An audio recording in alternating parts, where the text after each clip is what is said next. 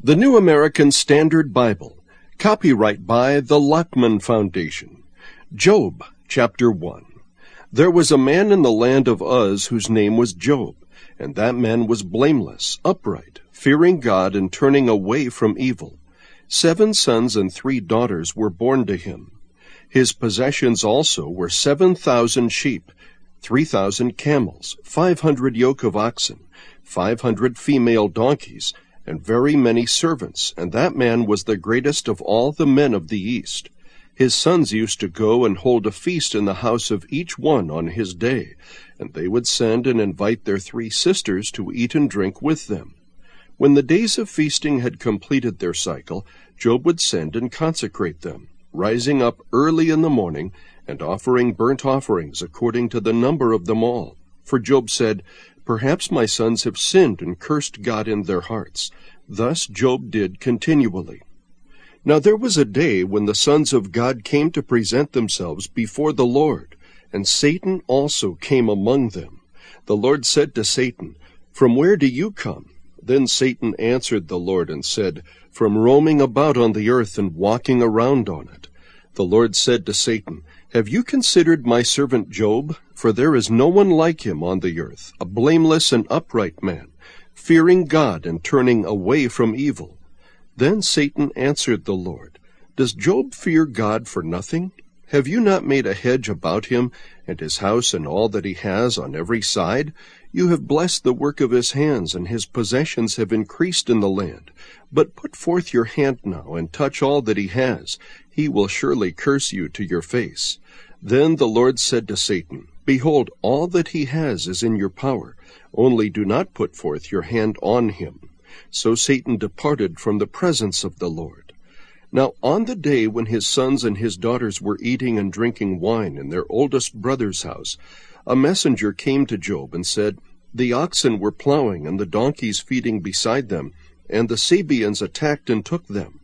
They also slew the servants with the edge of the sword, and I alone have escaped to tell you." While he was still speaking, another also came and said, "The fire of God fell from heaven and burned up the sheep and the servants and consumed them, and I alone have escaped to tell you." While he was still speaking, another also came and said, "The Chaldeans formed 3 bands and made a raid on the camels and took them and slew the servants with the edge of the sword, and I alone have escaped to tell you." While he was still speaking, another also came and said, "Your sons and your daughters were eating and drinking wine in their oldest brother's house. And behold, a great wind came from across the wilderness and struck the 4 corners of the house, and it fell on the young people, and they died. And I alone have escaped to tell you." Then Job arose and tore his robe and shaved his head, and he fell to the ground and worshipped. He said, "Naked I came from my mother's womb, and naked I shall return there. The Lord gave, and the Lord has taken away. Blessed be the name of the Lord." Through all this Job did not sin, nor did he blame God. Chapter 2. Again there was a day when the sons of God came to present themselves before the Lord, and Satan also came among them to present himself before the Lord. The Lord said to Satan, "Where have you come from?" Then Satan answered the Lord and said, "From roaming about on the earth and walking around on it." The Lord said to Satan, "Have you considered my servant Job? For there is no one like him on the earth, a blameless and upright man, fearing God and turning away from evil. And he still holds fast his integrity, although you incited me against him to ruin him without cause." Satan answered the Lord and said, "Skin for skin, yes, all that a man has he will give for his life. However, put forth your hand now and touch his bone and his flesh. He will curse you to your face." So the Lord said to Satan, "Behold, he is in your power, only spare his life." Then Satan went out from the presence of the Lord and smote Job with sore boils, from the sole of his foot to the crown of his head. And he took a potsherd to scrape himself while he was sitting among the ashes. Then his wife said to him, "Do you still hold fast your integrity? Curse God and die." But he said to her, "You speak as one of the foolish women speaks. Shall we indeed accept good from God and not accept adversity?" In all this Job did not sin with his lips. Now when Job's 3 friends heard of all this adversity that had come upon him, they came each one from his own place, Eliphaz the Temanite, Bildad the Shuhite, and Zophar the Naamathite, and they made an appointment together to come to sympathize with him and comfort him. When they lifted up their eyes at a distance and did not recognize him, they raised their voices and wept, and each of them tore his robe, and they threw dust over their heads toward the sky. Then they sat down on the ground with him for 7 days and 7 nights, with no one speaking a word to him, for they saw that his pain was very great. Chapter 3. Afterward Job opened his mouth and cursed the day of his birth. And Job said, Let the day perish on which I was to be born, and the night which said, A boy is conceived. May that day be darkness. Let not God above care for it, nor light shine on it. Let darkness and black gloom claim it. Let a cloud settle on it. Let the blackness of the day terrify it. As for that night, let darkness seize it. Let it not rejoice among the days of the year. Let it not come into the number of the months. Behold, let that night be barren. Let no joyful shout enter it. Let those curse it who curse the day, who are prepared to rouse Leviathan.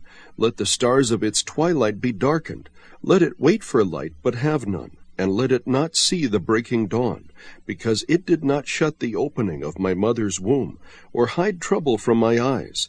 Why did I not die at birth, come forth from the womb and expire? Why did the knees receive me, and why the breasts that I should suck? For now I would have lain down and been quiet. I would have slept then, I would have been at rest, with kings and with counselors of the earth, who rebuilt ruins for themselves, or with princes who had gold, who were filling their houses with silver, or like a miscarriage which is discarded, I would not be, as infants that never saw light. There the wicked cease from raging, and there the weary are at rest. The prisoners are at ease together. They do not hear the voice of the taskmaster. The small and the great are there, and the slave is free from his master. Why is light given to him who suffers, and life to the bitter of soul, who long for death, but there is none, and dig for it more than for hidden treasures, who rejoice greatly and exult when they find the grave? Why is light given to a man whose way is hidden, and whom God has hedged in? For my groaning comes at the sight of my food, and my cries pour out like water. For what I fear comes upon me, and what I dread befalls me.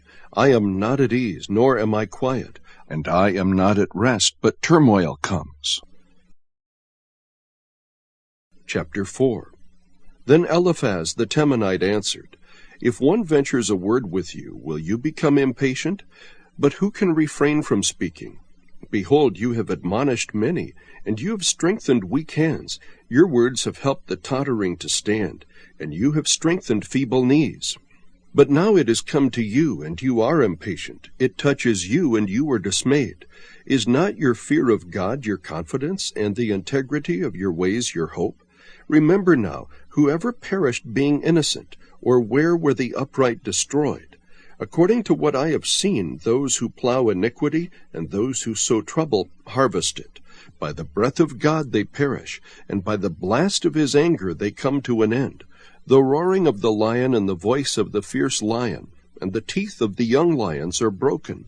The lion perishes for lack of prey, and the whelps of the lioness are scattered.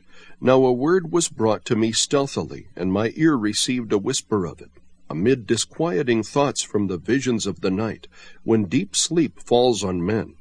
Dread came upon me and trembling, and made all my bones shake. Then a spirit passed by my face. The hair of my flesh bristled up. It stood still, but I could not discern its appearance. A form was before my eyes. There was silence. Then I heard a voice. Can mankind be just before God? Can a man be pure before his Maker? He puts no trust even in his servants, and against his angels he charges error. How much more those who dwell in houses of clay, whose foundation is in the dust, who are crushed before the moth. Between morning and evening they are broken in pieces. Unobserved they perish forever. Is not their tent cord plucked up within them? They die, yet without wisdom. Chapter 5. Call now, is there anyone who will answer you? And to which of the holy ones will you turn? For anger slays the foolish man, and jealousy kills the simple. I have seen the foolish taking root, and I cursed his abode immediately. His sons are far from safety. They are even oppressed in the gate, and there is no deliverer. His harvest the hungry devour, and take it to a place of thorns. And the schemer is eager for their wealth. For affliction does not come from the dust, nor does trouble sprout from the ground. For man is born for trouble, as sparks fly upward. But as for me, I would seek God, and I would place my cause before God, who does great and unsearchable things, wonders without number. He gives rain on the earth and sends water on the fields, so that he sets on high those who are lowly, and those who mourn are lifted to safety. He frustrates the plotting of the shrewd, so that their hands cannot attain success. He captures the wise by their own shrewdness, and the advice of the cunning is quickly thwarted. By day they meet with darkness, and grope at noon as in the night. But he saves from the sword of their mouth, and the poor from the hand of the mighty. So the helpless has hope, and unrighteousness must shut its mouth. Behold, how happy is the man whom God reproves. So do not despise the discipline of the Almighty, for he inflicts pain and gives relief. He wounds, and his hands also heal. From 6 troubles he will deliver you. Even in 7 evil will not touch you. In famine he will redeem you from death, and in war from the power of the sword. You will be hidden from the scourge of the tongue, and you will not be afraid of violence when it comes. You will laugh at violence and famine, and you will not be afraid of wild beasts, for you will be in league with the stones of the field, and the beasts of the field will be at peace with you. You will know that your tent is secure, for you will visit your abode and fear no loss. You will also know that your descendants will be many, and your offspring as the grass of the earth. You will come to the grave in full vigor, like the stacking of grain in its season. Behold this, we have investigated it, and so it is. Hear it, and know for yourself. Chapter 6. Then Job answered, Oh, that my grief were actually weighed and laid in the balances together with my calamity, for then it would be heavier than the sand of the seas. Therefore my words have been rash, for the arrows of the Almighty are within me. Their poison my spirit drinks. The terrors of God are arrayed against me. Does the wild donkey bray over his grass, or does the ox low over his fodder? Can something tasteless be eaten without salt, or is there any taste in the white of an egg? My soul refuses to touch them. They are like loathsome food to me. Oh, that my request might come to pass, and that God would grant my longing. Would that God were willing to crush me, that he would loose his hand and cut me off. But it is still my consolation, and I rejoice in unsparing pain, that I have not denied the words of the Holy One. What is my strength that I should wait, and what is my end that I should endure? Is my strength the strength of stones, or is my flesh bronze? Is it that my help is not within me, and that deliverance is driven from me? For the despairing man there should be kindness from his friend, so that he does not forsake the fear of the Almighty. My brothers have acted deceitfully, like a wadi, like the torrents of wadis which vanish, which are turbid because of ice, and into which the snow melts. When they become waterless, they are silent. When it is hot, they vanish from their place. The paths of their course wind along. They go up into nothing and perish. The caravans of Tema looked. The travelers of Sheba hoped for them. They were disappointed, for they had trusted. They came there and were confounded. Indeed, you have now become such. You see a terror and are afraid. Have I said, give me something, or offer a bribe for me from your wealth, or deliver me from the hand of the adversary, or redeem me from the hand of the tyrants? Teach me, and I will be silent, and show me how I have erred. How painful are honest words! But what does your argument prove? Do you intend to reprove my words when the words of one in despair belong to the wind? You would even cast lots for the orphans and barter over your friend. Now please look at me and see if I lie to your face. Desist now, let there be no injustice. Even desist, my righteousness is yet in it. Is there injustice on my tongue? Cannot my palate discern calamities? Chapter 7. Is not man forced to labor on earth, and are not his days like the days of a hired man? As a slave who pants for the shade, and as a hired man who eagerly waits for his wages, so am I allotted months of vanity, and nights of trouble are appointed me. When I lie down, I say, when shall I arise? But the night continues, and I am continually tossing until dawn. My flesh is clothed with worms and a crust of dirt. My skin hardens and runs. My days are swifter than a weaver's shuttle, and come to an end without hope. Remember that my life is but breath. My eye will not again see good. The eye of him who sees me will behold me no longer. Your eyes will be on me, but I will not be. When a cloud vanishes, it is gone. So he who goes down to Sheol does not come up.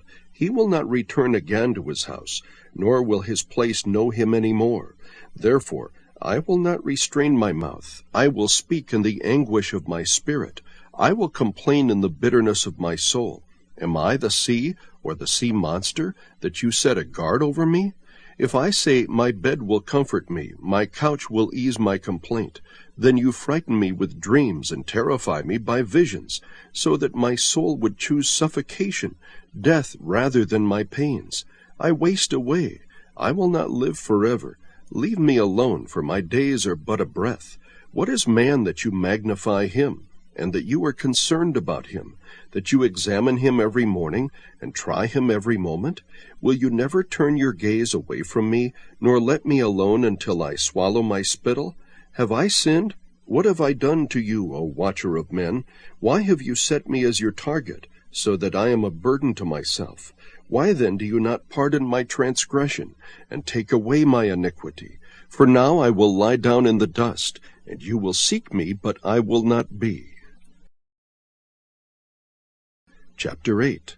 Then Bildad the Shuhite answered, How long will you say these things, and the words of your mouth be a mighty wind? Does God pervert justice, or does the Almighty pervert what is right? If your sons sinned against him, then he delivered them into the power of their transgression. If you would seek God and implore the compassion of the Almighty, if you are pure and upright, surely now he would rouse himself for you, and restore your righteous estate. Though your beginning was insignificant, yet your end will increase greatly. Please inquire of past generations, and consider the things searched out by their fathers. For we are only of yesterday and know nothing, because our days on earth are as a shadow. Will they not teach you and tell you, and bring forth words from their minds? Can the papyrus grow up without a marsh? Can the rushes grow without water? While it is still green and not cut down, yet it withers before any other plant. So are the paths of all who forget God, and the hope of the godless will perish, whose confidence is fragile, and whose trust a spider's web. He trusts in his house, but it does not stand. He holds fast to it, but it does not endure. He thrives before the sun, and his shoots spread out over his garden. His roots wrap around a rock pile. He grasps a house of stones. If he is removed from his place, then it will deny him, saying, I never saw you. Behold, this is the joy of his way, and out of the dust others will spring. Lo, God will not reject a man of integrity, nor will he support the evildoers. He will yet fill your mouth with laughter, and your lips with shouting. Those who hate you will be clothed with shame, and the tent of the wicked will be no longer. Chapter 9. Then Job answered, In truth I know that this is so, but how can a man be in the right before God? If one wished to dispute with him, he could not answer him once in 1,000 times. Wise in heart and mighty in strength, who has defied him without harm? It is God who removes the mountains, they know not how, when he overturns them in his anger, who shakes the earth out of its place, and its pillars tremble, who commands the sun not to shine, and sets a seal upon the stars, who alone stretches out the heavens, and tramples down the waves of the sea, who makes the Bear, Orion, and the Pleiades, and the chambers of the south, who does great things, unfathomable, and wondrous works without number. Were he to pass by me, I would not see him. Were he to move past me, I would not perceive him. Were he to snatch away, who could restrain him? Who could say to him, What are you doing? God will not turn back his anger. Beneath him crouch the helpers of Rahab. How then can I answer him and choose my words before him? For though I were right, I could not answer. I would have to implore the mercy of my judge. If I called and he answered me, I could not believe that he was listening to my voice. For he bruises me with a tempest and multiplies my wounds without cause. He will not allow me to get my breath, but saturates me with bitterness. If it is a matter of power, behold, he is the strong one, and if it is a matter of justice, who can summon him? Though I am righteous, my mouth will condemn me. Though I am guiltless, he will declare me guilty. I am guiltless. I do not take notice of myself. I despise my life. It is all one. Therefore I say, he destroys the guiltless and the wicked. If the scourge kills suddenly, he mocks the despair of the innocent. The earth is given into the hand of the wicked. He covers the faces of its judges. If it is not he, then who is it? Now my days are swifter than a runner. They flee away. They see no good. They slip by like reed boats, like an eagle that swoops on its prey. Though I say, I will forget my complaint, I will leave off my sad countenance and be cheerful.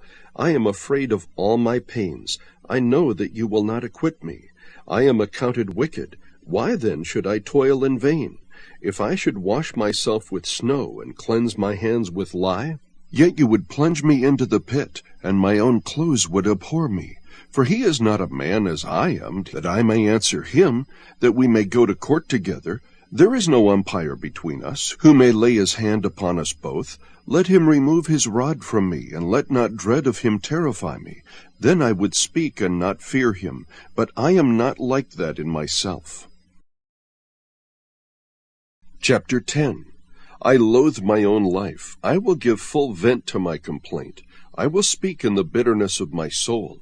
I will say to God, do not condemn me. Let me know why you contend with me. Is it right for you indeed to oppress, to reject the labor of your hands, and to look favorably on the schemes of the wicked? Have you eyes of flesh, or do you see as a man sees? Are your days as the days of a mortal, or your years as man's years, that you should seek for my guilt and search after my sin? According to your knowledge I am indeed not guilty, yet there is no deliverance from your hand. Your hands fashioned and made me altogether, and would you destroy me? Remember now that you have made me as clay, and would you turn me into dust again? Did you not pour me out like milk, and curdle me like cheese, clothe me with skin and flesh, and knit me together with bones and sinews? You have granted me life and loving kindness, and your care has preserved my spirit. Yet these things you have concealed in your heart. I know that this is within you. If I sin, then you would take note of me, and would not acquit me of my guilt. If I am wicked, woe to me, and if I am righteous, I dare not lift up my head. I am sated with disgrace, and conscious of my misery. Should my head be lifted up, you would hunt me like a lion, and again you would show your power against me. You renew your witnesses against me, and increase your anger toward me. Hardship after hardship is with me. Why then have you brought me out of the womb? Would that I had died, and no eye had seen me. I should have been as though I had not been, carried from womb to tomb. Would he not let my few days alone? Withdraw from me, that I may have a little cheer. Before I go, and I shall not return, to the land of darkness and deep shadow, the land of utter gloom as darkness itself, of deep shadow without order, and which shines as the darkness. Chapter 11. Then Zophar the Naamathite answered, Shall a multitude of words go unanswered, and a talkative man be acquitted? Shall your boasts silence men? And shall you scoff and none rebuke? For you have said, My teaching is pure, and I am innocent in your eyes. But would that God might speak and open his lips against you, and show you the secrets of wisdom. For sound wisdom has two sides. Know then that God forgets a part of your iniquity. Can you discover the depths of God? Can you discover the limits of the Almighty? They are high as the heavens. What can you do? Deeper than Sheol. What can you know?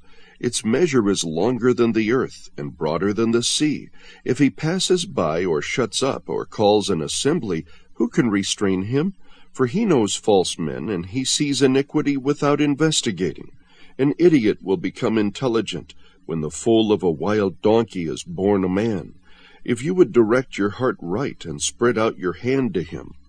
If iniquity is in your hand, put it far away, and do not let wickedness dwell in your tents. Then indeed you could lift up your face without moral defect, and you would be steadfast and not fear. For you would forget your trouble, as waters that have passed by, you would remember it. Your life would be brighter than noonday. Darkness would be like the morning. Then you would trust because there is hope, and you would look around and rest securely. You would lie down, and none would disturb you, and many would entreat your favor. But the eyes of the wicked will fail, and there will be no escape for them, and their hope is to breathe their last. Chapter 12. Then Job responded, Truly then you are the people, and with you wisdom will die. But I have intelligence as well as you. I am not inferior to you, and who does not know such things as these? I am a joke to my friends, the one who called on God, and he answered him. The just and blameless man is a joke. He who is at ease holds calamity and contempt, as prepared for those whose feet slip. The tents of the destroyers prosper, and those who provoke God are secure, whom God brings into their power. But now ask the beasts, and let them teach you, and the birds of the heavens, and let them tell you. Or speak to the earth, and let it teach you, and let the fish of the sea declare to you. Who among all these does not know that the hand of the Lord has done this, in whose hand is the life of every living thing, and the breath of all mankind? Does not the ear test words, as the palate tastes its food? Wisdom is with aged men, with long life is understanding. With him are wisdom and might.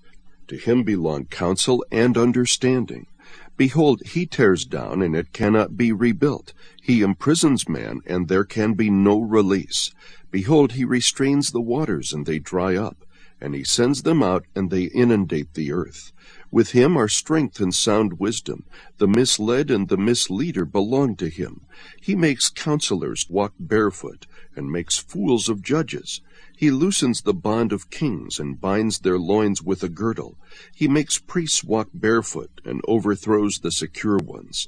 He deprives the trusted ones of speech, and takes away the discernment of the elders.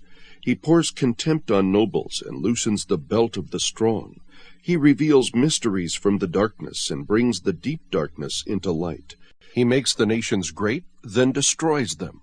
He enlarges the nations, then leads them away. He deprives of intelligence the chiefs of the earth's people, and makes them wander in a pathless waste. They grope in darkness with no light, and he makes them stagger like a drunken man. Chapter 13. Behold, my eye has seen all this, my ear has heard and understood it. What you know, I also know. I am not inferior to you, but I would speak to the Almighty, and I desire to argue with God. But you smear with lies. You are all worthless physicians. Oh, that you would be completely silent, and that it would become your wisdom. Please hear my argument, and listen to the contentions of my lips. Will you speak what is unjust for God, and speak what is deceitful for him? Will you show partiality for him? Will you contend for God? Will it be well when he examines you, or will you deceive him as one deceives a man? He will surely reprove you if you secretly show partiality. Will not his majesty terrify you, and the dread of him fall on you? Your memorable sayings are proverbs of ashes. Your defenses are defenses of clay. Be silent before me, so that I may speak. Then let come on me what may. Why should I take my flesh in my teeth, and put my life in my hands? Though he slay me, I will hope in him. Nevertheless, I will argue my ways before him. This also will be my salvation. For a godless man may not come before his presence. Listen carefully to my speech, and let my declaration fill your ears.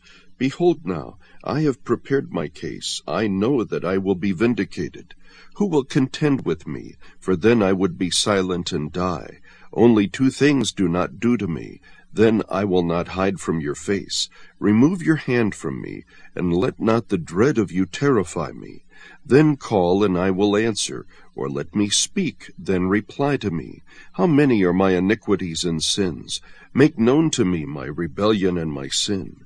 Why do you hide your face and consider me your enemy? Will you cause a driven leaf to tremble, or will you pursue the dry chaff? For you write bitter things against me, and make me to inherit the iniquities of my youth. You put my feet in the stocks, and watch all my paths. You set a limit for the soles of my feet, while I am decaying like a rotten thing, like a garment that is moth-eaten. Chapter 14. Man who is born of woman is short-lived and full of turmoil. Like a flower he comes forth and withers. He also flees like a shadow and does not remain. You also open your eyes on him and bring him into judgment with yourself. Who can make the clean out of the unclean? No one. Since his days are determined, the number of his months is with you, and his limits you have set so that he cannot pass.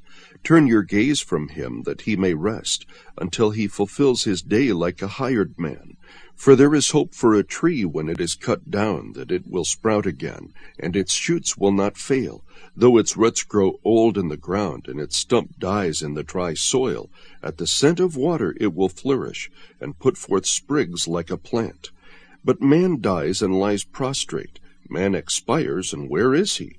As water evaporates from the sea, and a river becomes parched and dried up, so man lies down and does not rise, until the heavens are no longer. He will not awake, nor be aroused out of his sleep. Oh, that you would hide me in Sheol, that you would conceal me until your wrath returns to you, that you would set a limit for me and remember me. If a man dies, will he live again? All the days of my struggle I will wait until my change comes. You will call, and I will answer you. You will long for the work of your hands. For now you number my steps. You do not observe my sin. My transgression is sealed up in a bag, and you wrap up my iniquity. But the falling mountain crumbles away, and the rock moves from its place. Water wears away stones. Its torrents wash away the dust of the earth. So you destroy man's hope. You forever overpower him, and he departs. You change his appearance and send him away. His sons achieve honor, but he does not know it, or they become insignificant, but he does not perceive it. But his body pains him, and he mourns only for himself. Chapter 15. Then Eliphaz the Temanite responded, Should a wise man answer with windy knowledge and fill himself with the east wind? Should he argue with useless talk, or with words which are not profitable? Indeed, you do away with reverence, and hinder meditation before God. For your guilt teaches your mouth, and you choose the language of the crafty. Your own mouth condemns you, and not I, and your own lips testify against you. Were you the first man to be born, or were you brought forth before the hills? Do you hear the secret counsel of God, and limit wisdom to yourself? What do you know that we do not know? What do you understand that we do not? Both the gray-haired and the aged are among us, older than your father. Are the consolations of God too small for you, even the words spoken gently with you? Why does your heart carry you away, and why do your eyes flash? That you should turn your spirit against God, and allow such words to go out of your mouth? What is man that he should be pure, or he who is born of a woman that he should be righteous? Behold, he puts no trust in his holy ones, and the heavens are not pure in his sight. How much less one who is detestable and corrupt, man who drinks iniquity like water. I will tell you, listen to me, and what I have seen I will also declare, what wise men have told and have not concealed from their fathers, to whom alone the land was given, and no alien passed among them. The wicked man writhes in pain all his days, and numbered are the years stored up for the ruthless. Sounds of terror are in his ears, while at peace the destroyer comes upon him. He does not believe that he will return from darkness, and he is destined for the sword. He wanders about for food, saying, Where is it? He knows that a day of darkness is at hand. Distress and anguish terrify him. They overpower him like a king ready for the attack. because he has stretched out his hand against God, and conducts himself arrogantly against the Almighty.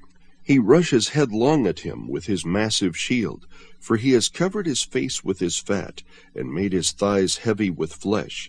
He has lived in desolate cities, in houses no one would inhabit, which are destined to become ruins. He will not become rich, nor will his wealth endure, and his grain will not bend down to the ground. He will not escape from darkness. The flame will wither his shoots, and by the breath of his mouth he will go away. Let him not trust in emptiness, deceiving himself, for emptiness will be his reward. It will be accomplished before his time, and his palm branch will not be green. He will drop off his unripe grape like the vine, and will cast off his flower like the olive tree. For the company of the godless is barren, and fire consumes the tents of the corrupt. They conceive mischief and bring forth iniquity, and their mind prepares deception. Chapter 16. Then Job answered, I have heard many such things. Sorry comforters are you all. Is there no limit to windy words? Or what plagues you that you answer? I too could speak like you if I were in your place. I could compose words against you and shake my head at you. I could strengthen you with my mouth, and the solace of my lips could lessen your pain. If I speak, my pain is not lessened, and if I hold back, what is left me? But now he has exhausted me. You have laid waste all my company. You have shriveled me up. It has become a witness, and my leanness rises up against me. It testifies to my face. His anger has torn me and hunted me down. He has gnashed at me with his teeth. My adversary glares at me. They have gaped at me with their mouth. They have slapped me on the cheek with contempt. They have massed themselves against me. God hands me over to ruffians, and tosses me into the hands of the wicked. I was at ease, but he shattered me, and he has grasped me by the neck and shaken me to pieces. He has also set me up as his target. His arrows surround me. Without mercy he splits my kidneys open. He pours out my gall on the ground. He breaks through me with breach after breach. He runs at me like a warrior. I have sewed sackcloth over my skin and thrust my horn in the dust. My face is flushed from weeping, and deep darkness is on my eyelids, although there is no violence in my hands, and my prayer is pure. O earth, do not cover my blood, and let there be no resting place for my cry. Even now, behold, my witness is in heaven, and my advocate is on high. My friends are my scoffers. My eye weeps to God. Oh, that a man might plead with God as a man with his neighbor. For when a few years are past, I shall go the way of no return. Chapter 17. My spirit is broken. My days are extinguished. The grave is ready for me. Surely mockers are with me, and my eye gazes on their provocation. Lay down now a pledge for me with yourself. Who is there that will be my guarantor? For you have kept their heart from understanding. Therefore you will not exalt them. He who informs against friends for a share of the spoil, the eyes of his children also will languish. But he has made me a byword of the people, and I am one at whom men spit. My eye has also grown dim because of grief, and all my members are as a shadow. The upright will be appalled at this, and the innocent will stir up himself against the godless. Nevertheless the righteous will hold to his way, and he who has clean hands will grow stronger and stronger. But come again, all of you now, for I do not find a wise man among you. My days are past, my plans are torn apart, even the wishes of my heart. They make night into day, saying, The light is near in the presence of darkness. If I look for Sheol as my home, I make my bed in the darkness. If I call to the pit, you are my father, to the worm my mother and my sister. Where now is my hope, and who regards my hope? Will it go down with me to Sheol? Shall we together go down into the dust? Chapter 18. Then Bildad the Shuhite responded, How long will you hunt for words? Show understanding, and then we can talk. Why are we regarded as beasts, as stupid in your eyes? O you who tear yourself in your anger? For your sake is the earth to be abandoned, or the rock to be moved from its place? Indeed, the light of the wicked goes out, and the flame of his fire gives no light. The light in his tent is darkened, and his lamp goes out above him. His vigorous stride is shortened, and his own scheme brings him down. For he is thrown into the net by his own feet, and he steps on the webbing. A snare seizes him by the heel, and a trap snaps shut on him. A noose for him is hidden in the ground, and a trap for him on the path. All around terrors frighten him, and harry him at every step. His strength is famished, and calamity is ready at his side. His skin is devoured by disease. The firstborn of death devours his limbs. He is torn from the security of his tent, and they march him before the king of terrors. There dwells in his tent nothing of his. Brimstone is scattered on his habitation. His roots are dried below, and his branches cut off above. Memory of him perishes from the earth, and he has no name abroad. He is driven from light into darkness, and chased from the inhabited world. He has no offspring or posterity among his people, nor any survivor where he sojourned. Those in the west are appalled at his fate, and those in the east are seized with horror. Surely such are the dwellings of the wicked, and this is the place of him who does not know God. Chapter 19. Then Job responded, How long will you torment me and crush me with words? These 10 times you have insulted me. You are not ashamed to wrong me. Even if I have truly erred, my error lodges with me.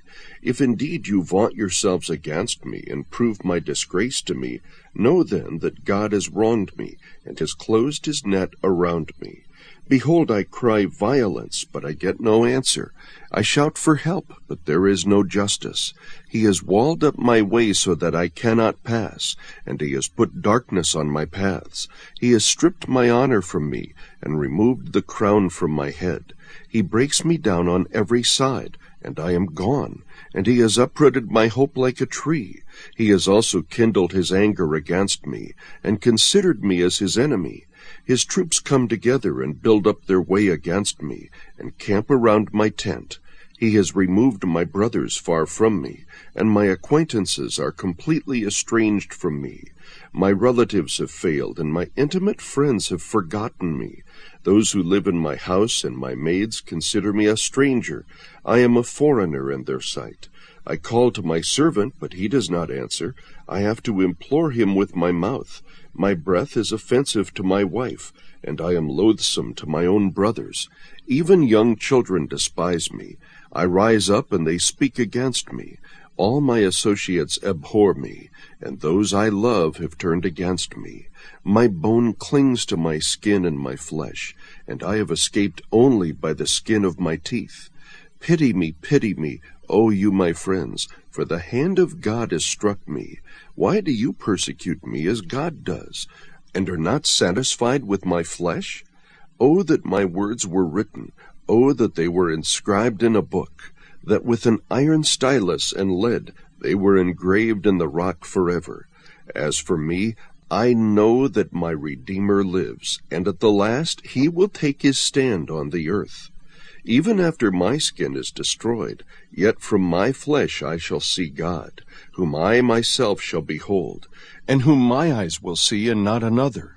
My heart faints within me. If you say, How shall we persecute him?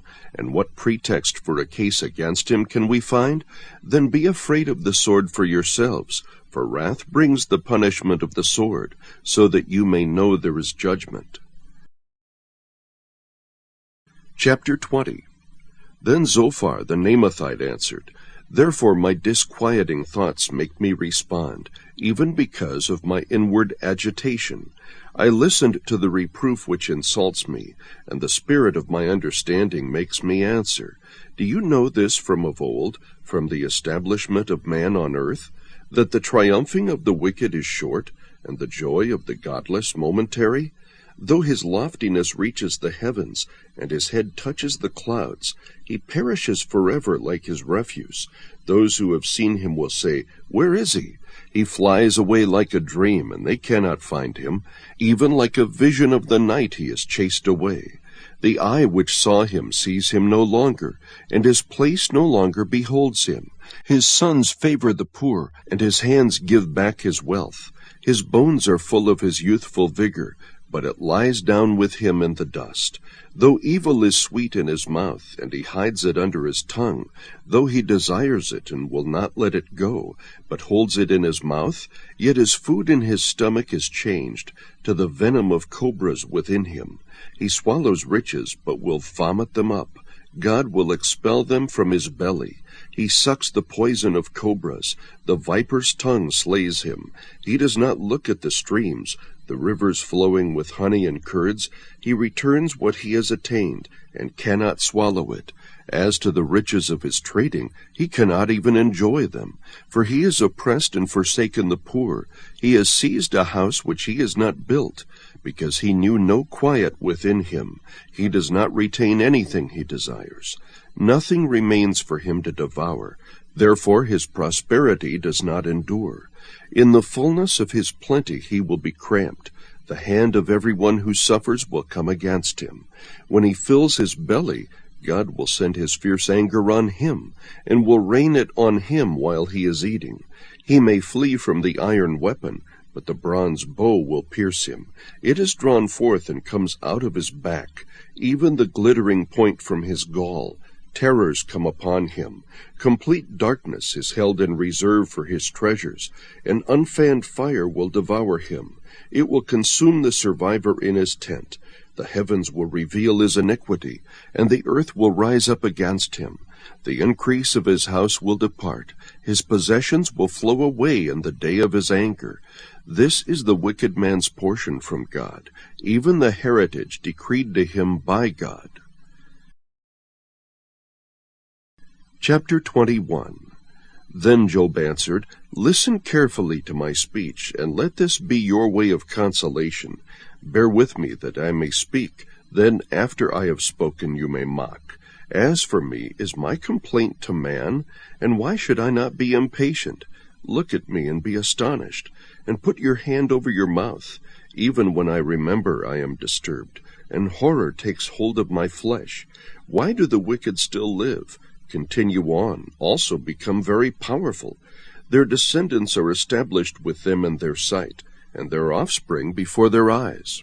Their houses are safe from fear, and the rod of God is not on them. His ox mates without fail, his cow calves and does not abort.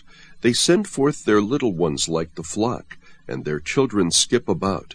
They sing to the timbrel and harp, and rejoice at the sound of the flute. They spend their days in prosperity, and suddenly they go down to Sheol. They say to God, Depart from us. We do not even desire the knowledge of your ways. Who is the Almighty that we should serve him? And what would we gain if we entreat him? Behold, their prosperity is not in their hand. The counsel of the wicked is far from me. How often is the lamp of the wicked put out, or does their calamity fall on them? Does God apportion destruction in his anger? Are they as straw before the wind, and like chaff which the storm carries away? You say, God stores away a man's iniquity for his sons. Let God repay him so that he may know it. Let his own eyes see his decay, and let him drink of the wrath of the Almighty. For what does he care for his household after him, when the number of his months is cut off? Can anyone teach God knowledge, in that he judges those on high? One dies in his full strength, being wholly at ease and satisfied. His sides are filled out with fat, and the marrow of his bones is moist, while another dies with a bitter soul, never even tasting anything good. Together they lie down in the dust, and worms cover them. Behold, I know your thoughts, and the plans by which you would wrong me. For you say, Where is the house of the nobleman? And where is the tent, the dwelling places of the wicked? Have you not asked wayfaring men, and do you not recognize their witness? For the wicked is reserved for the day of calamity. They will be led forth at the day of fury. Who will confront him with his actions? And who will repay him for what he has done? While he is carried to the grave, men will keep watch over his tomb. The clods of the valley will gently cover him. Moreover, all men will follow after him, while countless ones go before him. How then will you vainly comfort me? For your answers remain full of falsehood. Chapter 22. Then Eliphaz the Temanite responded, Can a vigorous man be of use to God, or a wise man be useful to himself? Is there any pleasure to the Almighty if you are righteous, or profit if you make your ways perfect? Is it because of your reverence that he reproves you, that he enters into judgment against you? Is not your wickedness great, and your iniquities without end? For you have taken pledges of your brothers without cause, and stripped men naked. To the weary you have given no water to drink, and from the hungry you have withheld bread. But the earth belongs to the mighty man, and the honorable man dwells in it. You have sent widows away empty, and the strength of the orphans has been crushed. Therefore snares surround you, and sudden dread terrifies you, or darkness so that you cannot see, and an abundance of water covers you. Is not God in the height of heaven? Look also at the distant stars, how high they are. You say, What does God know? Can he judge through the thick darkness? Clouds are a hiding place for him, so that he cannot see. And he walks on the vault of heaven. Will you keep to the ancient path which wicked men have trod, who were snatched away before their time, whose foundations were washed away by a river? They said to God, Depart from us. And what can the Almighty do to them? Yet he filled their houses with good things, but the counsel of the wicked is far from me. The righteous see and are glad, and the innocent mock them, saying, Truly our adversaries are cut off, and their abundance the fire has consumed. Yield now and be at peace with him. Thereby good will come to you. Please receive instruction from his mouth, and establish his words in your heart. If you return to the Almighty, you will be restored. If you remove unrighteousness far from your tent, and place your gold in the dust, and the gold of Ophir among the stones of the brooks, then the Almighty will be your gold, and choice silver to you. For then you will delight in the Almighty, and lift up your face to God. You will pray to him, and he will hear you, and you will pay your vows. You will also decree a thing, and it will be established for you, and light will shine on your ways. When you are cast down, you will speak with confidence, and the humble person he will save. He will deliver one who is not innocent, and he will be delivered through the cleanness of your hands. Chapter 23. Then Job replied, Even today my complaint is rebellion. His hand is heavy despite my groaning. Oh, that I knew where I might find him, that I might come to his seat. I would present my case before him, and fill my mouth with arguments. I would learn the words which he would answer, and perceive what he would say to me. Would he contend with me by the greatness of his power? No, surely he would pay attention to me. There the upright would reason with him, and I would be delivered forever from my judge. Behold, I go forward, but he is not there, and backward, but I cannot perceive him. When he acts on the left, I cannot behold him. He turns on the right, I cannot see him. But he knows the way I take. When he has tried me, I shall come forth as gold. My foot has held fast to his path. I have kept his way and not turned aside. I have not departed from the command of his lips. I have treasured the words of his mouth more than my necessary food. But he is unique, and who can turn him? And what his soul desires, that he does. For he performs what is appointed for me, and many such decrees are with him. Therefore I would be dismayed at his presence. When I consider, I am terrified of him. It is God who has made my heart faint, and the Almighty who has dismayed me. But I am not silenced by the darkness, nor deep gloom which covers me. Chapter 24. Why are times not stored up by the Almighty, and why do those who know him not see his days? Some remove the landmarks, they seize and devour flocks, they drive away the donkeys of the orphans. They take the widow's ox for a pledge. They push the needy aside from the road. The poor of the land are made to hide themselves altogether. Behold, as wild donkeys in the wilderness, they go forth seeking food in their activity, as bread for their children in the desert. They harvest their fodder in the field, and glean the vineyard of the wicked. They spend the night naked without clothing, and have no covering against the cold. They are wet with the mountain rains, and hug the rock for want of a shelter. Others snatch the orphan from the breast, and against the poor they take a pledge. They cause the poor to go about naked without clothing, and they take away the sheaves from the hungry. Within the walls they produce oil. They tread wine presses, but thirst. From the city men groan, and the souls of the wounded cry out. Yet God does not pay attention to folly. Others have been with those who rebel against the light. They do not know its ways, nor abide in its paths. The murderer arises at dawn. He kills the poor and the needy, and at night he is as a thief.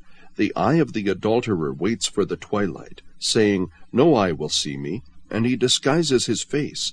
In the dark they dig into houses. They shut themselves up by day. They do not know the light. For the morning is the same to him as thick darkness, for he is familiar with the terrors of thick darkness. They are insignificant on the surface of the water. Their portion is cursed on the earth. They do not turn toward the vineyards. Drought and heat consume the snow waters. So does Sheol those who have sinned. A mother will forget him. The worm feeds sweetly till he is no longer remembered, and wickedness will be broken like a tree. He wrongs the barren woman, and does no good for the widow, but he drags off the valiant by his power. He rises, but no one has assurance of life. He provides them with security, and they are supported, and his eyes are on their ways. They are exalted a little while, then they are gone. Moreover, they are brought low, and like everything gathered up. Even like the heads of grain they are cut off. Now, if it is not so, who can prove me a liar, and make my speech worthless? Chapter 25. Then Bildad the Shuhite answered, Dominion and awe belong to him who establishes peace in his heights. Is there any number to his troops? And upon whom does his light not rise? How then can a man be just with God? Or how can he be clean who is born of woman? If even the moon has no brightness, and the stars are not pure in his sight, how much less man, that maggot, and the son of man, that worm? Chapter 26. Then Job responded, What a help you are to the weak!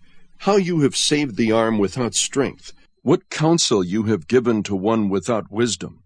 What helpful insight you have abundantly provided! To whom have you uttered words, and whose spirit was expressed through you? The departed spirits tremble under the waters and their inhabitants. Naked is Sheol before him, and Abaddon has no covering. He stretches out the north over empty space, and hangs the earth on nothing. He wraps up the waters in his clouds, and the cloud does not burst under them. He obscures the face of the full moon, and spreads his cloud over it. He has inscribed a circle on the surface of the waters, at the boundary of light and darkness. The pillars of heaven tremble, and are amazed at his rebuke. He quieted the sea with his power, and by his understanding he shattered Rahab. By his breath the heavens are cleared. His hand has pierced the fleeing serpent. Behold, these are the fringes of his ways, and how faint a word we hear of him. But his mighty thunder, who can understand? Chapter 27. Then Job continued his discourse and said, As God lives, who has taken away my right, and the Almighty who has embittered my soul, for as long as life is in me, and the breath of God is in my nostrils, my lips certainly will not speak unjustly, nor will my tongue mutter deceit. Far be it from me that I should declare you right. Till I die, I will not put away my integrity from me. I hold fast my righteousness, and will not let it go. My heart does not reproach any of my days. May my enemy be as the wicked, and my opponent as the unjust. For what is the hope of the godless when he is cut off, when God requires his life? Will God hear his cry when distress comes upon him? Will he take delight in the Almighty? Will he call on God at all times? I will instruct you in the power of God. What is with the Almighty I will not conceal. Behold, all of you have seen it. Why then do you act foolishly? This is the portion of a wicked man from God, and the inheritance which tyrants receive from the Almighty. Though his sons are many, they are destined for the sword, and his descendants will not be satisfied with bread. His survivors will be buried because of the plague, and their widows will not be able to weep. Though he piles up silver like dust, and prepares garments as plentiful as the clay, he may prepare it, but the just will wear it, and the innocent will divide the silver. He has built his house like the spider's web, or as a hut which the watchman has made. He lies down rich, but never again. He opens his eyes, and it is no longer. Terrors overtake him like a flood. A tempest steals him away in the night. The east wind carries him away, and he is gone. For it whirls him away from his place. For it will hurl at him without sparing. He will surely try to flee from its power.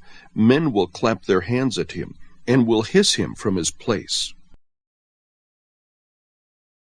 Chapter 28. Surely there is a mine for silver, and a place where they refine gold. Iron is taken from the dust, and copper is smelted from rock. Man puts an end to darkness, and to the farthest limit he searches out the rock in gloom and deep shadow. He sinks a shaft far from habitation, forgotten by the foot. They hang and swing to and fro far from men. The earth, from it comes food, and underneath it is turned up as fire. Its rocks are the source of sapphires, and its dust contains gold. The path no bird of prey knows, nor has the falcon's eye caught sight of it. The proud beasts have not trodden it, nor has the fierce lion passed over it. He puts his hand on the flint. He overturns the mountains at the base. He hews out channels through the rocks, and his eye sees anything precious. He dams up the streams from flowing, and what is hidden he brings out to the light. But where can wisdom be found? And where is the place of understanding? Man does not know its value, nor is it found in the land of the living. The deep says, "It is not in me," and the sea says, "It is not with me." Pure gold cannot be given in exchange for it, nor can silver be weighed as its price. It cannot be valued in the gold of Ophir, in precious onyx or sapphire. Gold or glass cannot equal it, nor can it be exchanged for articles of fine gold. Coral and crystal are not to be mentioned, and the acquisition of wisdom is above that of pearls. The topaz of Ethiopia cannot equal it, nor can it be valued in pure gold. Where then does wisdom come from, and where is the place of understanding? Thus it is hidden from the eyes of all living, and concealed from the birds of the sky. Abaddon and Death say, "With our ears we have heard a report of it." God understands its way, and he knows its place, for he looks to the ends of the earth, and sees everything under the heavens. When he imparted weight to the wind, and meted out the waters by measure, when he set a limit for the rain and a course for the thunderbolt, then he saw it and declared it. He established it and also searched it out. And to man he said, "Behold, the fear of the Lord, that is wisdom, and to depart from evil is understanding." Chapter 29.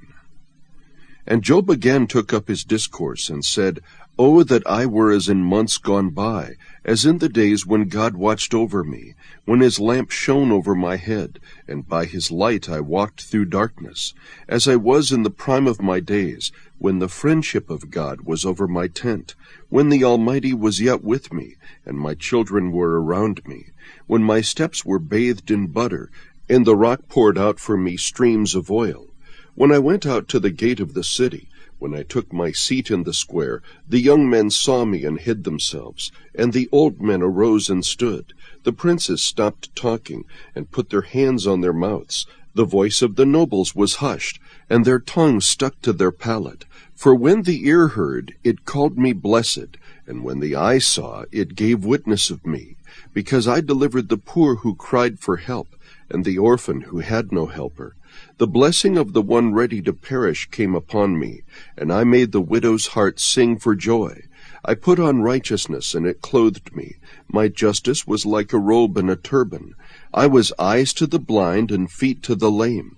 I was a father to the needy, and I investigated the case which I did not know. I broke the jaws of the wicked, and snatched the prey from his teeth. Then I thought, I shall die in my nest, and I shall multiply my days as the sand. My root is spread out to the waters, and dew lies all night on my branch. My glory is ever new with me, and my bow is renewed in my hand. To me they listened and waited, and kept silent for my counsel. After my words they did not speak again, and my speech dropped on them. They waited for me as for the rain, and opened their mouth as for the spring rain. I smiled on them when they did not believe, and the light of my face they did not cast down. I chose a way for them, and sat as chief, and dwelt as a king among the troops, as one who comforted the mourners. Chapter 30. But now those younger than I mock me, whose fathers I disdained to put with the dogs of my flock. Indeed, what good was the strength of their hands to me? Vigor had perished from them. From want and famine they are gaunt, who gnaw the dry ground by night in waste and desolation, who pluck mallow by the bushes, and whose food is the root of the broom shrub. They are driven from the community. They shout against them as against a thief, so that they dwell in dreadful valleys, in holes of the earth and of the rocks. Among the bushes they cry out. Under the nettles they are gathered together. Fools, even those without a name, they were scourged from the land. And now I have become their taunt. I have even become a byword to them. They abhor me and stand aloof from me, and they do not refrain from spitting at my face, because he has loosed his bowstring and afflicted me. They have cast off the bridle before me. On the right hand their brood arises. They thrust aside my feet and build up against me their ways of destruction. They break up my path. They profit from my destruction. No one restrains them. As through a wide breach they come. Amid the tempest they roll on. Terrors are turned against me. They pursue my honor as the wind, and my prosperity has passed away like a cloud. And now my soul is poured out within me. Days of affliction have seized me. At night it pierces my bones within me, and my gnawing pains take no rest. By a great force my garment is distorted. It binds me about as the collar of my coat. He has cast me into the mire, and I have become like dust and ashes. I cry out to you for help, but you do not answer me. I stand up, and you turn your attention against me. You have become cruel to me. With the might of your hand you persecute me. You lift me up to the wind and cause me to ride, and you dissolve me in a storm. For I know that you will bring me to death, and to the house of meeting for all living. Yet does not one in a heap of ruins stretch out his hand, or in his disaster therefore cry out for help? Have I not wept for the one whose life is hard? Was not my soul grieved for the needy? When I expected good, then evil came. When I waited for light, then darkness came. I am seething within, and cannot relax. Days of affliction confront me. I go about mourning without comfort. I stand up in the assembly and cry out for help. I have become a brother to jackals, and a companion of ostriches. My skin turns black on me, and my bones burn with fever. Therefore my harp is turned to mourning, and my flute to the sound of those who weep. Chapter 31. I have made a covenant with my eyes. How then could I gaze at a virgin? And what is the portion of God from above, or the heritage of the Almighty from on high? Is it not calamity to the unjust, and disaster to those who work iniquity? Does he not see my ways and number all my steps? If I have walked with falsehood, and my foot is hastened after deceit, let him weigh me with accurate scales, and let God know my integrity. If my step is turned from the way, or my heart followed my eyes, or if any spot has stuck to my hands, let me sow and another eat, and let my crops be uprooted. If my heart has been enticed by a woman, or I have lurked at my neighbor's doorway, may my wife grind for another, and let others kneel down over her. For that would be a lustful crime. Moreover, it would be an iniquity punishable by judges. For it would be fire that consumes to Abaddon, and would uproot all my increase. If I have despised the claim of my male or female slaves, when they filed a complaint against me, what then could I do when God arises? And when he calls me to account, what will I answer him? Did not he who made me in the womb make him, and the same one fashion us in the womb? If I have kept the poor from their desire, or have caused the eyes of the widow to fail, or have eaten my morsel alone, and the orphan has not shared it, but from my youth he grew up with me as with a father, and from infancy I guided her. If I have seen anyone perish for lack of clothing, or that the needy had no covering, if his loins have not thanked me, and if he has not been warmed by the fleece of my sheep, if I have lifted up my hand against the orphan, because I saw I had support in the gate, let my shoulder fall from the socket, and my arm be broken off at the elbow. For calamity from God is a terror to me, and because of his majesty I can do nothing. If I have put my confidence in gold, and called fine gold my trust, if I have gloated because my wealth was great, and because my hand had secured so much, if I have looked at the sun when it shone, or the moon going in splendor, and my heart became secretly enticed, and my hand threw a kiss from my mouth, that too would have been an iniquity calling for judgment, for I would have denied God above. Have I rejoiced at the extinction of my enemy, or exulted when evil befell him? No, I have not allowed my mouth to sin, by asking for his life in a curse. Have the men of my tent not said, Who can find one who has not been satisfied with his meat? The alien has not lodged outside, for I have opened my doors to the traveler. Have I covered my transgressions like Adam, by hiding my iniquity in my bosom? Because I feared the great multitude, and the contempt of families terrified me, and kept silent, and did not go out of doors? Oh, that I had one to hear me! Behold, here is my signature. Let the Almighty answer me, and the indictment which my adversary has written. Surely I would carry it on my shoulder. I would bind it to myself like a crown. I would declare to him the number of my steps. Like a prince I would approach him. If my land cries out against me, and its furrows weep together, if I have eaten its fruit without money, or have caused its owners to lose their lives, let briars grow instead of wheat, and stinkweed instead of barley. The words of Job are ended. Chapter 32. Then these 3 men ceased answering Job, because he was righteous in his own eyes. But the anger of Elihu the son of Barachel the Buzite, of the family of Ram, burned. Against Job his anger burned, because he justified himself before God. And his anger burned against his 3 friends, because they had found no answer, and yet had condemned Job. Now Elihu had waited to speak to Job, because they were years older than he. And when Elihu saw that there was no answer in the mouth of the 3 men, his anger burned. So Elihu the son of Barachel the Buzite spoke out and said, I am young in years, and you are old. Therefore I was shy and afraid to tell you what I think. I thought age should speak, and increased years should teach wisdom.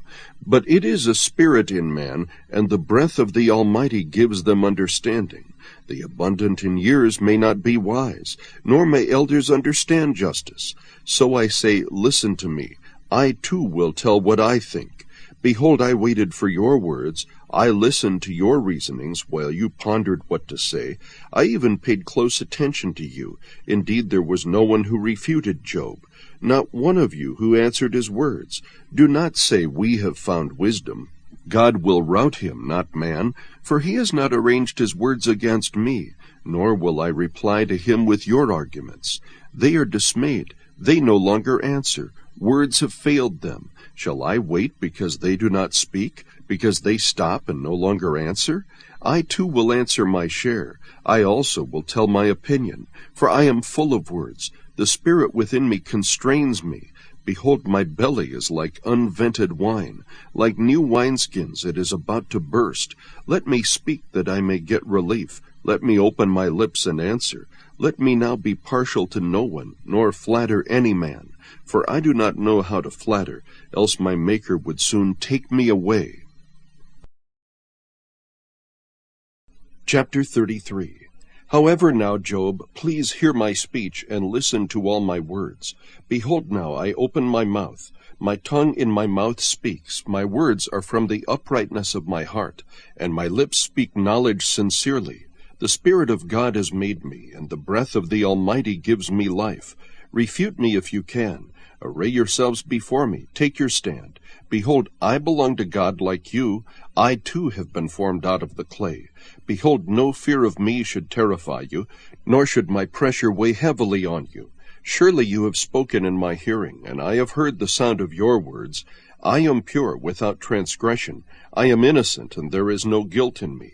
Behold, he invents pretexts against me. He counts me as his enemy. He puts my feet in the stocks. He watches all my paths. Behold, let me tell you, you are not right in this, for God is greater than man. Why do you complain against him, that he does not give an account of all his doings? Indeed, God speaks once or twice, yet no one notices it. In a dream, a vision of the night, when sound sleep falls on men, while they slumber in their beds. Then he opens the ears of men and seals their instruction, that he may turn man aside from his conduct and keep man from pride. He keeps back his soul from the pit, and his life from passing over into Sheol. Man is also chastened with pain on his bed, and with unceasing complaint in his bones, so that his life loathes bread, and his soul favorite food. His flesh wastes away from sight, and his bones which were not seen stick out. Then his soul draws near to the pit, and his life to those who bring death. If there is an angel as mediator for him, 1 out of 1,000, to remind a man what is right for him, then let him be gracious to him, and say, Deliver him from going down to the pit. I have found a ransom. Let his flesh become fresher than in youth. Let him return to the days of his youthful vigor. Then he will pray to God, and he will accept him, that he may see his face with joy, and he may restore his righteousness to man. He will sing to men and say, I have sinned and perverted what is right, and it is not proper for me. He has redeemed my soul from going to the pit, and my life shall see the light. Behold, God does all these oftentimes with men, to bring back his soul from the pit, that he may be enlightened with the light of life. Pay attention, O Job, listen to me. Keep silent and let me speak. Then if you have anything to say, answer me. Speak, for I desire to justify you. If not, listen to me. Keep silent, and I will teach you wisdom. Chapter 34. Then Elihu continued and said, Hear my words, you wise men, and listen to me, you who know, for the ear tests words, as the palate tastes food. Let us choose for ourselves what is right. Let us know among ourselves what is good. For Job has said, I am righteous, but God has taken away my right. Should I lie concerning my right? My wound is incurable, though I am without transgression. What man is like Job, who drinks up derision like water, who goes in company with the workers of iniquity, and walks with wicked men? For he has said, It profits a man nothing when he is pleased with God. Therefore, listen to me, you men of understanding. Far be it from God to do wickedness, and from the Almighty to do wrong. For he pays a man according to his work, and makes him find it according to his way. Surely God will not act wickedly, and the Almighty will not pervert justice. Who gave him authority over the earth? And who has laid on him the whole world? If he should determine to do so, if he should gather to himself his spirit and his breath, all flesh would perish together, and man would return to dust. But if you have understanding, hear this. Listen to the sound of my words. Shall one who hates justice rule? And will you condemn the righteous mighty one? Who says to a king, worthless one? To nobles, wicked ones? Who shows no partiality to princes, nor regards the rich above the poor? For they all are the work of his hands. In a moment they die, and at midnight people are shaken and pass away, and the mighty are taken away without a hand. For his eyes are upon the ways of a man, and he sees all his steps. There is no darkness or deep shadow, where the workers of iniquity may hide themselves. For he does not need to consider a man further, that he should go before God in judgment. He breaks in pieces mighty men without inquiry, and sets others in their place. Therefore he knows their works, and he overthrows them in the night, and they are crushed. He strikes them like the wicked in a public place, because they turned aside from following him, and had no regard for any of his ways, so that they caused the cry of the poor to come to him, and that he might hear the cry of the afflicted. When he keeps quiet, who then can condemn? And when he hides his face, who then can behold him? That is, in regard to both nation and man, so that godless men would not rule, nor be snares of the people. For has anyone said to God, I have borne chastisement, I will not offend any more? Teach me what I do not see. If I have done iniquity, I will not do it again. Shall he recompense on your terms because you have rejected it? For you must choose, and not I. Therefore declare what you know. Men of understanding will say to me, and a wise man who hears me, Job speaks without knowledge, and his words are without wisdom. Job ought to be tried to the limit, because he answers like wicked men. For he adds rebellion to his sin. He claps his hands among us, and multiplies his words against God. Chapter 35. Then Elihu continued and said, Do you think this is according to justice? Do you say my righteousness is more than God's? For you say, What advantage will it be to you? What profit will I have more than if I had sinned? I will answer you, and your friends with you. Look at the heavens and see, and behold the clouds, they are higher than you. If you have sinned, what do you accomplish against him? And if your transgressions are many, what do you do to him? If you are righteous, what do you give to him? Or what does he receive from your hand? Your wickedness is for a man like yourself, and your righteousness is for a son of man. Because of the multitude of oppressions they cry out. They cry out for help because of the arm of the mighty. But no one says, Where is God my Maker, who gives songs in the night, who teaches us more than the beasts of the earth, and makes us wiser than the birds of the heavens? There they cry out, but he does not answer, because of the pride of evil men. Surely God will not listen to an empty cry, nor will the Almighty regard it. How much less when you say you do not behold him? The case is before him, and you must wait for him. And now because he is not visited in his anger, nor has he acknowledged transgression well, so Job opens his mouth emptily. He multiplies words without knowledge. Chapter 36. Then Elihu continued and said, Wait for me a little, and I will show you that there is yet more to be said in God's behalf. I will fetch my knowledge from afar, and I will ascribe righteousness to my Maker. For truly my words are not false. One who is perfect in knowledge is with you. Behold, God is mighty, but does not despise any. He is mighty in strength of understanding. He does not keep the wicked alive, but gives justice to the afflicted.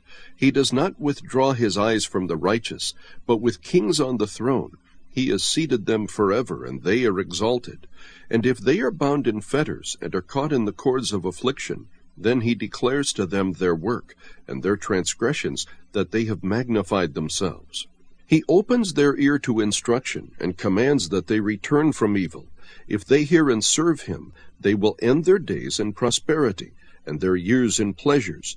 But if they do not hear, they shall perish by the sword, and they will die without knowledge. But the godless in heart lay up anger. They do not cry for help when he binds them. They die in youth, and their life perishes among the cult prostitutes. He delivers the afflicted in their affliction, and opens their ear in time of oppression. Then indeed he enticed you from the mouth of distress, instead of it a broad place with no constraint. And that which was set on your table was full of fatness, but you were full of judgment on the wicked. Judgment and justice take hold of you. Beware that wrath does not entice you to scoffing, and do not let the greatness of the ransom turn you aside. Will your riches keep you from distress, or all the forces of your strength? Do not long for the night, when people vanish in their place. Be careful, do not turn to evil, for you have preferred this to affliction. Behold, God is exalted in his power. Who is a teacher like him? Who has appointed him his way? And who has said, You have done wrong? Remember that you should exalt his work, of which men have sung. All men have seen it. Man beholds from afar. Behold, God is exalted, and we do not know him. The number of his years is unsearchable, for he draws up the drops of water. They distill rain from the mist, which the clouds pour down. They drip upon man abundantly. Can anyone understand the spreading of the clouds, the thundering of his pavilion?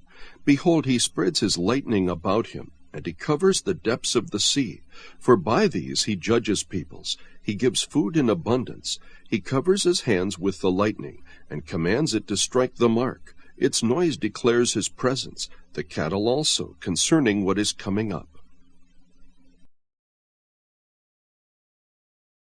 Chapter 37. At this also my heart trembles, and leaps from its place. Listen closely to the thunder of his voice, and the rumbling that goes out from his mouth. Under the whole heaven he lets it loose, and his lightning to the ends of the earth. After it a voice roars. He thunders with his majestic voice, and he does not restrain the lightnings when his voice is heard. God thunders with his voice wondrously, doing great things which we cannot comprehend. For to the snow he says, "Fall on the earth," and to the downpour and the rain, "Be strong." He seals the hand of every man, that all men may know his work. Then the beast goes into its lair, and remains in its den. Out of the south comes the storm, and out of the north the cold. From the breath of God ice is made, and the expanse of the waters is frozen. Also with moisture he loads the thick cloud. He disperses the cloud of his lightning. It changes direction, turning around by his guidance, that it may do whatever he commands it on the face of the inhabited earth.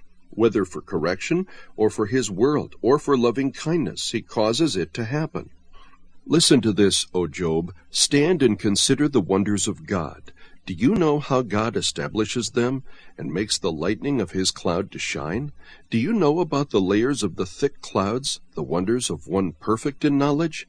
You whose garments are hot, when the land is still because of the south wind, can you with him spread out the skies, strong as a molten mirror? Teach us what we shall say to him. We cannot arrange our case because of darkness.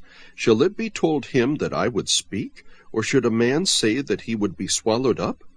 Now men do not see the light which is bright in the skies, but the wind has passed and cleared them. Out of the north comes golden splendor. Around God is awesome majesty.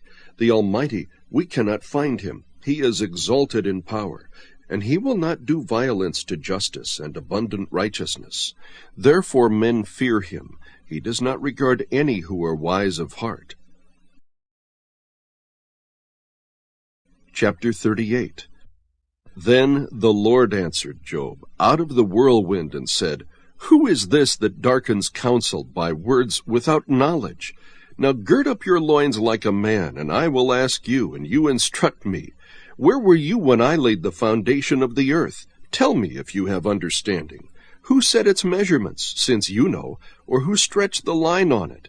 On what were its bases sunk, or who laid its cornerstone, when the morning stars sang together, and all the sons of God shouted for joy? Or who enclosed the sea with doors, when bursting forth it went out from the womb? When I made a cloud its garment, and thick darkness its swaddling band, and I placed boundaries on it, and set a bolt and doors, and I said, Thus far you shall come, but no farther, and here shall your proud waves stop. Have you ever in your life commanded the morning, and caused the dawn to know its place, that it might take hold of the ends of the earth, and the wicked be shaken out of it? It is changed like clay under the seal, and they stand forth like a garment. From the wicked their light is withheld, and the uplifted arm is broken. Have you entered into the springs of the sea, or walked in the recesses of the deep? Have the gates of death been revealed to you, or have you seen the gates of deep darkness? Have you understood the expanse of the earth? Tell me if you know all this. Where is the way to the dwelling of light? And darkness, where is its place? That you may take it to its territory, and that you may discern the paths to its home. You know, for you were born then, and the number of your days is great. Have you entered the storehouses of the snow, or have you seen the storehouses of the hail, which I have reserved for the time of distress, for the day of war and battle? Where is the way that the light is divided, or the east wind scattered on the earth? Who has cleft a channel for the flood, or a way for the thunderbolt, to bring rain on a land without people, on a desert without a man in it, to satisfy the waste and desolate land, and to make the seeds of grass to sprout? Has the rain a father, or who has begotten the drops of dew? From whose womb has come the ice, and the frost of heaven? Who has given it birth? Water becomes hard like stone, and the surface of the deep is imprisoned. Can you bind the chains of the Pleiades, or loose the cords of Orion? Can you lead forth a constellation in its season, and guide the Bear with her satellites? Do you know the ordinances of the heavens, or fix their rule over the earth? Can you lift up your voice to the clouds, so that an abundance of water will cover you? Can you send forth lightnings, that they may go and say to you, Here we are? Who has put wisdom in the innermost being, or given understanding to the mind? Who can count the clouds by wisdom, or tip the water jars of the heavens, when the dust hardens into a mass, and the clods stick together? Can you hunt the prey for the lion, or satisfy the appetite of the young lions, when they crouch in their dens and lie in wait in their lair? Who prepares for the raven its nourishment, when its young cry to God and wander about without food? Chapter 39. Do you know the time the mountain goats give birth? Do you observe the calving of the deer? Can you count the months they fulfill, or do you know the time they give birth? They kneel down, they bring forth their young, they get rid of their labor pains, their offspring become strong, they grow up in the open field, they leave and do not return to them. Who sent out the wild donkey free, and who loosed the bonds of the swift donkey? To whom I gave the wilderness for a home, and the salt land for his dwelling place? He scorns the tumult of the city, the shoutings of the driver he does not hear. He explores the mountains for his pasture, and searches after every green thing. Will the wild ox consent to serve you, or will he spend the night at your manger? Can you bind the wild ox in a furrow with ropes, or will he harrow the valleys after you? Will you trust him because his strength is great, and leave your labor to him? Will you have faith in him that he will return your grain, and gather it from your threshing floor? The ostrich's wings flap joyously, with the pinion and plumage of love, for she abandons her eggs to the earth, and warms them in the dust, and she forgets that a foot may crush them, or that a wild beast may trample them. She treats her young cruelly, as if they were not hers. Though her labor be in vain, she is unconcerned, because God has made her forget wisdom, and has not given her a share of understanding. When she lifts herself on high, she laughs at the horse and his rider. Do you give the horse his might? Do you clothe his neck with a mane? Do you make him leap like the locust? His majestic snorting is terrible. He paws in the valley, and rejoices in his strength. He goes out to meet the weapons. He laughs at fear, and is not dismayed, and he does not turn back from the sword. The quiver rattles against him, the flashing spear and javelin. With shaking and rage he races over the ground, and he does not stand still at the voice of the trumpet. As often as the trumpet sounds, he says, Aha! And he scents the battle from afar, and the thunder of the captains and the war cry. Is it by your understanding that the hawk soars, stretching his wings toward the south? Is it at your command that the eagle mounts up and makes his nest on high? On the cliff he dwells and lodges, upon the rocky crag, an inaccessible place. From there he spies out food. His eyes see it from afar. His young ones also suck up blood, and where the slain are, there is he. Chapter 40. Then the Lord said to Job, Will the fault-finder contend with the Almighty? Let him who reproves God answer it. Then Job answered the Lord and said, Behold, I am insignificant. What can I reply to you? I lay my hand on my mouth. Once I have spoken, and I will not answer, even twice, and I will add nothing more. Then the Lord answered Job out of the storm and said, Now gird up your loins like a man. I will ask you, and you instruct me. Will you really annul my judgment? Will you condemn me that you may be justified? Or do you have an arm like God, and can you thunder with a voice like his? Adorn yourself with eminence and dignity, and clothe yourself with honor and majesty. Pour out the overflowings of your anger, and look on everyone who is proud and make him low. Look on everyone who is proud and humble him, and tread down the wicked where they stand. Hide them in the dust together. Bind them in the hidden place. Then I will also confess to you that your own right hand can save you. Behold now Behemoth, which I made as well as you. He eats grass like an ox. Behold now his strength in his loins, and his power in the muscles of his belly. He bends his tail like a cedar. The sinews of his thighs are knit together. His bones are tubes of bronze. His limbs are like bars of iron. He is the first of the ways of God. Let his Maker bring near his sword. Surely the mountains bring him food, and all the beasts of the field play there. Under the lotus plants he lies down, in the covert of the reeds and the marsh. The lotus plants cover him with shade. The willows of the brook surround him. If a river rages, he is not alarmed. He is confident. Though the Jordan rushes to his mouth, can anyone capture him when he is on watch? With barbs can anyone pierce his nose? Chapter 41. Can you draw out Leviathan with a fishhook, or press down his tongue with a cord? Can you put a rope in his nose, or pierce his jaw with a hook? Will he make many supplications to you, or will he speak to you soft words? Will he make a covenant with you? Will you take him for a servant forever? Will you play with him as with a bird, or will you bind him for your maidens?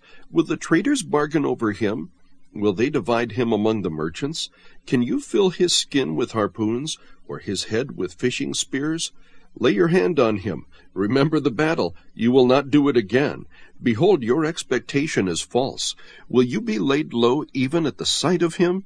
No one is so fierce that he dares to arouse him. Who then is he that can stand before me? Who has given to me that I should repay him? Whatever is under the whole heaven is mine. I will not keep silence concerning his limbs, or his mighty strength, or his orderly frame. Who can strip off his outer armor? Who can come within his double mail? Who can open the doors of his face? Around his teeth there is terror. His strong scales are his pride, shut up as with a tight seal. One is so near to another that no air can come between them. They are joined one to another.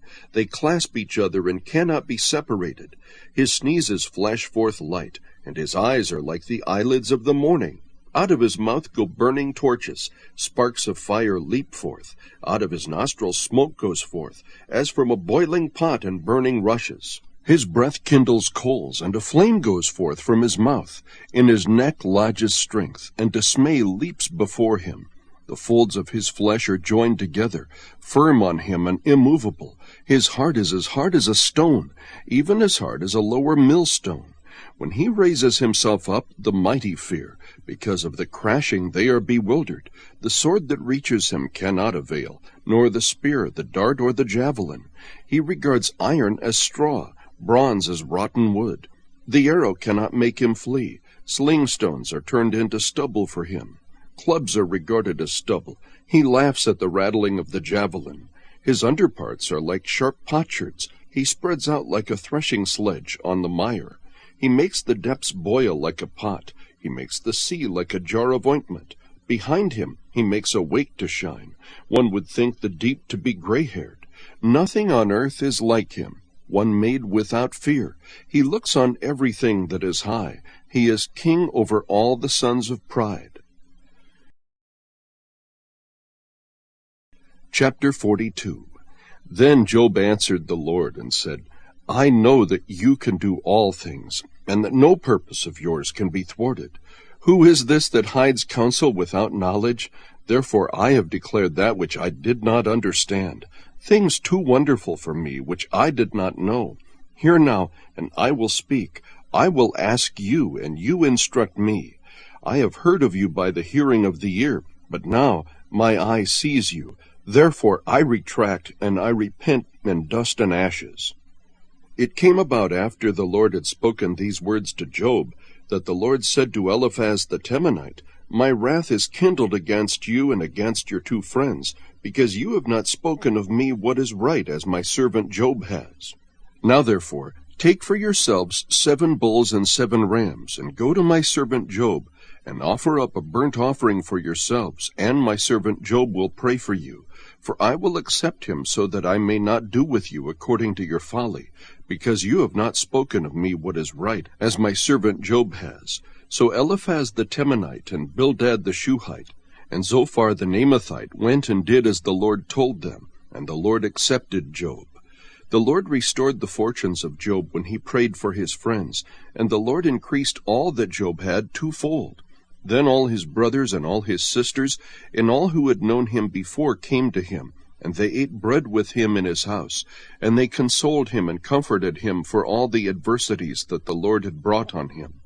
And each one gave him one piece of money, and each a ring of gold. The Lord blessed the latter days of Job more than his beginning, and he had 14,000 sheep and 6,000 camels and 1,000 yoke of oxen and 1,000 female donkeys.